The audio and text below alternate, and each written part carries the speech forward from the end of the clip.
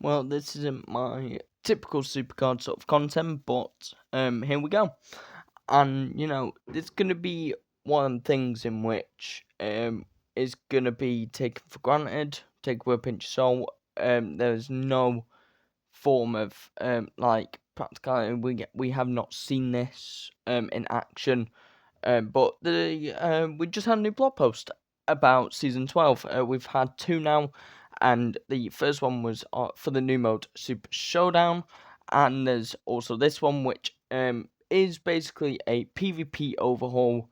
But I say it's an overhaul. Me saying it's an overhaul is very generous. I've already read through this, and it's not really an overhaul. So I'll just get into the main bit and the more controversial bit. I'll also say my opinion on this because in the Discord anyway, I've had a lot of opinion about this, and so has a lot of other people. So first of all, let's just explain what's happening.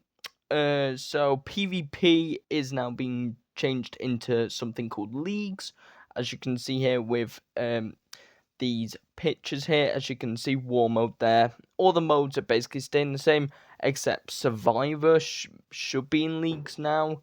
But there's also weekly challenges. So for every week, these quests don't look repeatable by any means. So you got 10 games of war, 10 games of Royal Rumble, 10 games of Women's Royal Rumble. Basically, just play PvP. Play minimum 40 games of PvP, and you're good. And we get the league's screen, which just shows war here, but we'll also have Women's Royal Rumble, Men's Royal Rumble, or that's just called Royal Rumble, and then Men's and Women's Elimination Chamber. Also, Survivor mode should be in this as well. That's what they did say. Leaderboards are staying the same. However, they seem to be super coins. Of course, this could be all placeholders. Of course, we'll have to wait till new season on the 12th of November. But I think it's going to be a thing to note in which this season seems to be getting a lot of special cards off the rip. And what I mean by this is basically on launch. So they've already announced there's going to be two special editions that we don't know. We're also getting Solruka and Ray Phoenix. If you've not seen the Super Showdown blog post, that's where that comes from. And in this one, you have this Jacob Fatu, and there is a Lita Leagues card in which I'll be showing. But here there is a glimpse of that Jacob Fatu at 20,000. Now, that could mean anything. I'm assuming it's 20,000 league points, which currently is your max momentum, and so that'll be your 5 momentum, 3 platinum packs or whatever packs you got, depending on league you're in, and then going from there, it'll be just rinse and repeat basically. I would assume for the pro, it apparently resets every single tier, but again, you've got your 10 games of war, 10 games of Royal Rumble, 10 games of Women's Royal Rumble, etc., etc. So PvP is, as the name is gone, it's now leagues. First of all, as it says here, first up, we scope Survivor off its island on the main menu. It's given a home, so it's on leagues now. So if you want to play Survivor, go into leagues, and then Survivor mode should be there. And it will now count towards league points, which is interesting because we don't know the effect that's going to have. Because Survivor, I assume what they're going to do is you get first place, you get so many points. You get second, you get a bit less than first. Except it's going to keep going down as you place worse. So if you finish 10th, you get the lowest amount, maybe 30 PvP points or something. So it could actually seem worth it. But again, if it's not infinite, that could cause a problem. I mean, of course, you're going to have these bouts and everything like that, which is fine. Rewards and challenges, so rewards will just be your normal awards. Of course, you've got the deck, momentum, leaderboards, the challenges on that screen as well. So let's talk into a little bit more about how it's going to run. As you can see, there is that Lita card there at the bottom, but they're adding so rather to league awards that will be given out weekly, including a league specific special edition card. That is going to be a concern, as you'll see a little bit later. As you defeat other players and progress to each new league. So the promotion side of things isn't changing. So if you come, let's say, 5th in your league, except for Platinum, you'll get promoted. So if you're Bronze, you'll get promoted into Silver, from Silver to Gold, Gold to Platinum, which will be quite straightforward. That's not changed, of course. If you finish in the bottom 5, you'll also get relegated to the league below. So like if you're Platinum, you go down to Gold. If you're Gold, you go to Silver. Silver up to Bronze, obviously, and Bronze can't get relegated because it's lowest league. So, and the awards you receive will have a great chance to contain the League SC, which will be, from looks of it, the minutes, Lita and Jacob Fatu. The tiers we do not know yet. Until eventually comes a guarantee in the highest 2 leagues, you'll need to play and win matches to progress. Very similar, progressing to higher echelons of the leaderboard. So that's not changing. So you still have to. So sandbagging could easily be another sort of meta thing that you can just do and just sandbag your deck. So, for example, put in like in the current season, a lot of WrestleMania 40 cards, OP manager, and going from there, nice and easy wins. Especially with your especially with lower cards as well, because they'll just be facing lower cards. Or equally, like if you're facing an Eon manager, you'll face a level 0 single, so it'll be a lot worse than yours. I've also added different ways to earn league points, which PvP points and league points are the exact same, so don't be concerned about that. To facilitate your journey to top leagues, league challenges are the additional objectives, which are these weekly challenges here. So, as I said, for example, playing the 10 games of war will get you 400 PvP points. Of course, this is placeholder. That is most likely subject to change to be either more or less. But it will be interesting to see how that affects the leaderboards, if at all. It might not. So, we'll get into that. We'll have a look at that on launch. League challenges are additionals, which I just talked about. They'll prompt you to play or win number of times. So again, it can promote sandbagging, which is quite. It is a bit of a thing to do, but again, you're facing bots. Like the people that are crying about sandbagging. I don't understand why, because you're not actually facing them. Like, you ain't gonna be affected by them. It's just bots.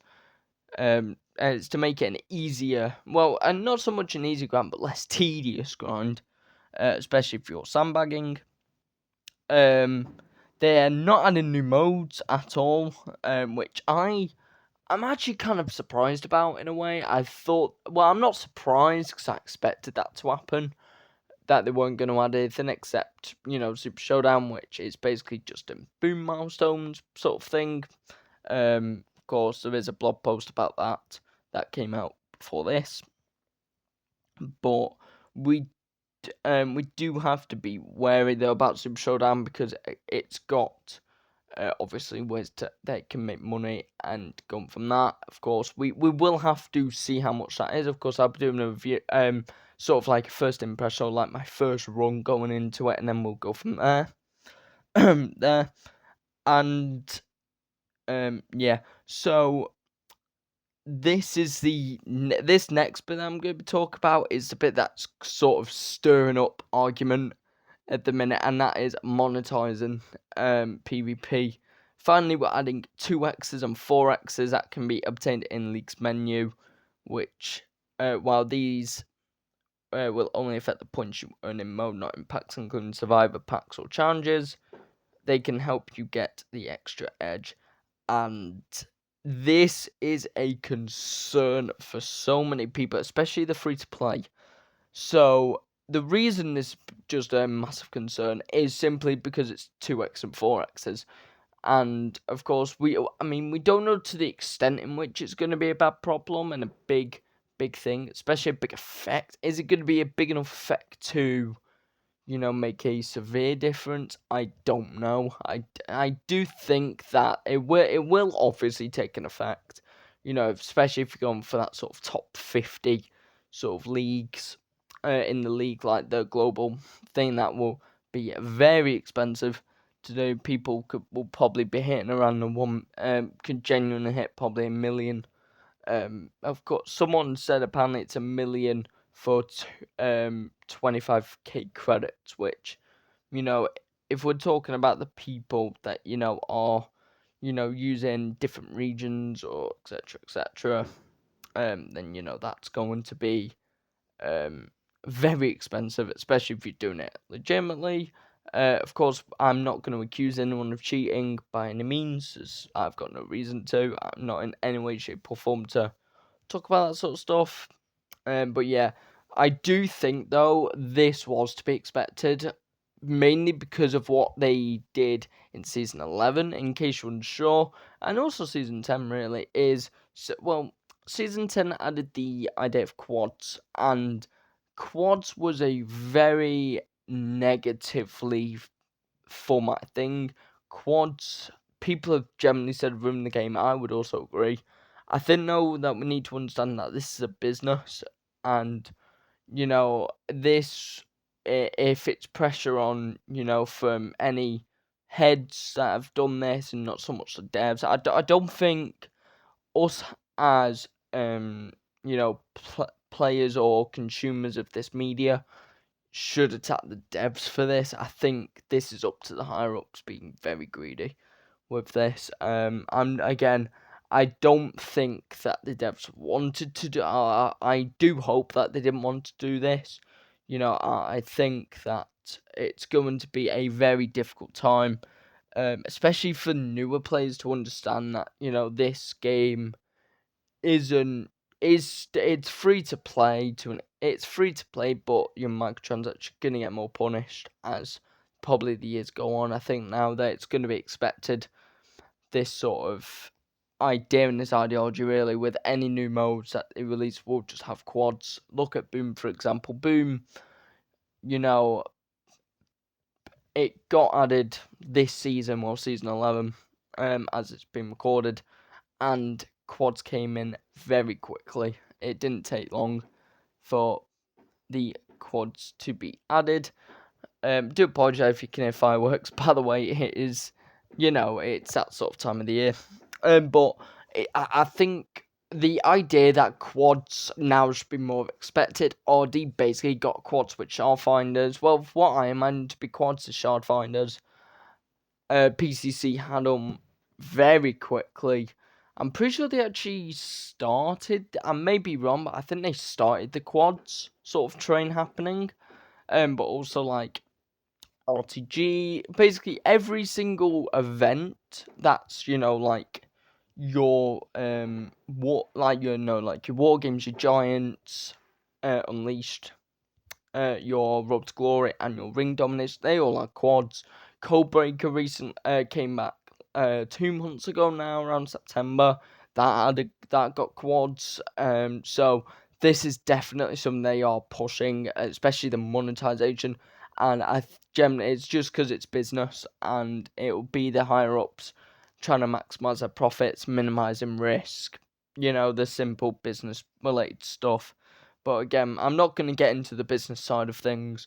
But my opinion is that is this a good thing? No, it's definitely not. I think now, with the fear for the free to play players, especially if they fall behind in PvP, this could be a problem, especially in like the platinum leagues and your gold, and to an extent your gold leagues, but not really gold leagues, because your gold leagues, you should have some leeway with. Just if you can have like basically one really good week as a free to play player, then by all means go with that and then work with that, and then get promoted, and then you have to worry about staying in for the platinum league, especially when they're promoting cards. For example, this Lita 10,000 to Toughness of Speed. Now I assume this will be a top tier card. As you'll see, as we'll talk about a little bit down, like the very bottom of the blog post, there will be the amount of tiers. Spoiler alert, 4. So with that, with my overall thoughts on the league, well, the PvP overhaul. It's not really so much overhaul, it's just more of a brand change, because it's not called it's not actually PvP. Like, the only PvP game modes that we actually have is Survivor and Watch Party. And Survivor, still have bots included when, they're not included. Like, when there's not enough players in the queue, so just put in bots, and then put everyone else in the games. And you have Watch Party, which comes around every now and again. If you do your private matches. But again, there's still no way to do private matches without Watch Party, which I actually think that could be a good season 12 feature. Sorry, the idea of being able to interact more with your friends or your following. If people want to challenge you to a private match or something like that, I think that would be a really cool idea. Again, the question to whether teams are getting overhauled at the minute, no, I think no events right now are gonna get overhauled. There's none gonna get brought in. No weekly one's gonna get brought in. It's mainly gonna be, from what I'm gathering, it's gonna be a lot of LTEs again and the special cards. I spoke about it in my season 11 review about these special editions, about it being good for more collectors, but is it also too much in terms of power curve? And I think that's gonna get disregarded. Power curve's gonna go out the window near instant, and it most likely will. Mainly because of Super Showdown. Like, this is what you have to think about. When the new season launches, we've got 2 Super Showdown cards, 2 League cards, or well, PvP cards, in which people will probably just wait for the new season to launch. Or equally, what will happen is they'll grind, for where I am, it's the Tuesday when it opens up, and then we'll go from there. Granted, though, what they also most likely will do is shut it down as soon as most likely around the Monday, Tuesday. With the new season coming out on Wednesday, so yeah, it'll be a very, very boring day of Supercard around that week. So definitely be ready for that, of course. They are going to get shut down. King of the Rings most likely going to get shut down as well. Team events should probably get shut down as well. Survivor may also get shut down. But again, I'm not going to say anything that isn't confirmed. It's just what I think. But next, let's talk about the campaign side of things. So I'm surprised they talked about it in a way. I thought they were going to do that in the next blog post, which we now know is the tiers. Well, the designs and the names of them. And it's going to be... And this was a complaint for a lot of people in Season 11, where if you took a break, it would take a very long time, and also a very boring time, to get into the current map. So, for example, if you were starting at, like, the Legion cards, let's say you played in Legion tier, but you only just came back in like Eon tier, you have to go through the rest of Legion if you didn't complete it. Duels, no, Royal Rumbles, then the duels, Valor/Manias, Unhinged, SummerSlams, and then Eons, which can be a hefty grind, but also a very boring one. So, what they've decided to add is the ability to skip maps based on your level. Now, I'm sort of happy that this is a thing. I understand why convenience is going to be there, but I think there needs to be a trade-off for this. I do not think everyone should be getting rewards for this, because again, I mean, it is guaranteed that people will open packs, get to the highest level with a day and be fine and be happy and say season 12 is easy or whatever. But it's going to be a case of which I think they're trying to entice more people to play. But the biggest reasons, from what I'm gathering from like the general aspect, of course, let me know in the comments what you think about this or anything that I've said, is the fact that it's the equipment side of things that is causing issues, especially with the equipment pull rates being dreadful. And also the alignments, special equipment, obtainability. Granted, you do not need them, but it is also going to be one of them things in which is going to just push people away because they see stats like, you know, for the Eon campaign was about 170, 180k, and you're thinking, well, right, special equipment, I don't have it, so I'm not going to do it.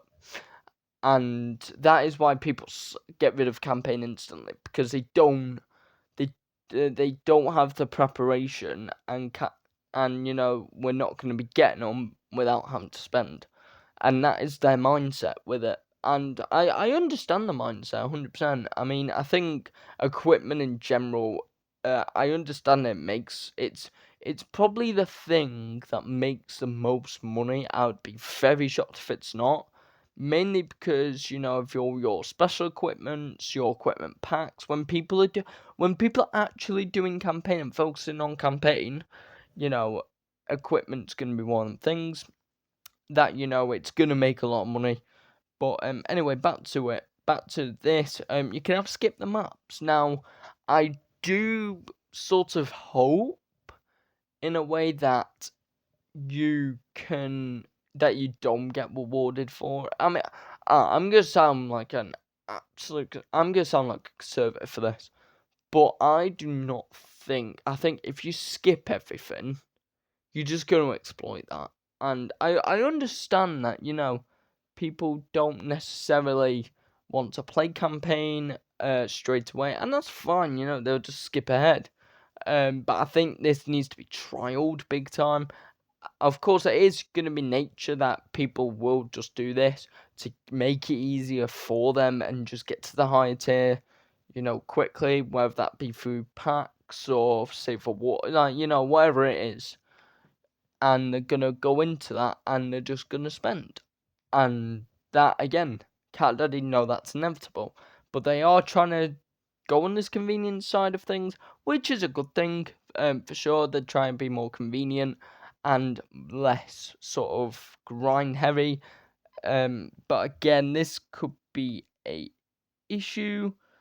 Um, but I'll just read the bottom side of things. So, to correspond to this change, milestone awards will now correspond to levels of maps you complete rather than total number of campaign stars that you have. For instance, beating 3 levels in map 3 will grant you map 3 awards. Offering you the option to skip map 1 rewards entirely not relevant to you. I do find that very questionable, and not and this is what I was alluding to, where it's like, do I think players should necessarily be rewarded for it? Probably not. It's now more focused on the actual maps instead of like, oh, well, you need to complete every single campaign and then go from there, and then you progress and you work from that.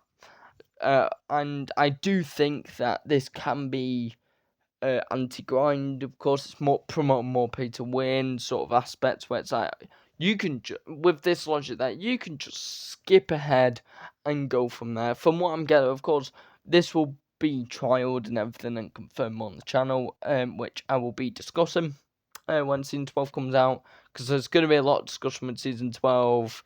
Especially with their new stuff, leagues in this. Super Showdown would be a big one to talk about. Boom's impact, Backstage's impact to be interesting, and anything else in between.